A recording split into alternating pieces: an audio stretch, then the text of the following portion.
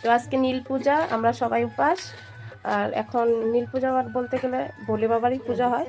তো এই উপবাসটা করতে লাগে তোমার নির্জলা, জলও খাইতে পারে না। আজকে জল টল ঢেলে তারপর রাত্রে ছাপুকলা খেয়ে বাসতরূপ করে থাকতে লাগে। হ্যালো বন্ধুরা, তোমরা সবাই কেমন আছো? আশা করি ভালো আছো।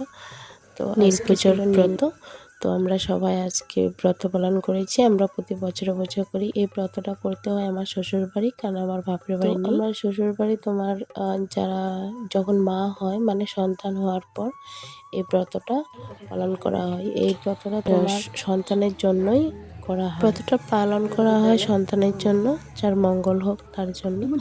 আর এই ব্রতটা তোমার যখন থেকে আমি শুনে আসলাম যে যদি তুমি নাও পারো তাও গায়ে উপাস হলেও থাকতে লাগবো। তো আমি এই 2 বছর পরে করতে পারলাম।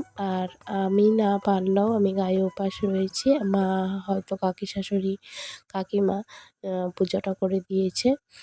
তো এই নিয়ে আমি 3 বছর হলো।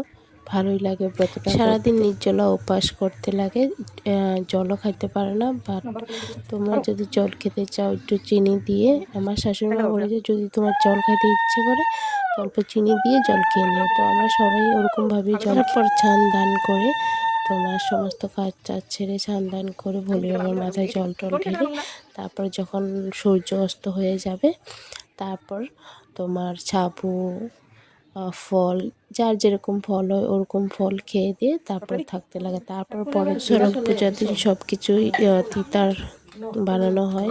তিতা দিয়ে ডাল, টক ডাল, 5 রকম ভাজি, ওগুলি সব তৈরি করে কাকেরে দিয়ে তারপরে আমাদের খাওয়া দাওয়া হয়। তো এই ছিল মিনি একটা ছোট ব্লগটা তোমাদের কেমন লাগলো? ততক্ষণ তোমরা ভালো থেকো, সুস্থ থেকো। তোমাদের সাথে নেক্সট ভিডিও।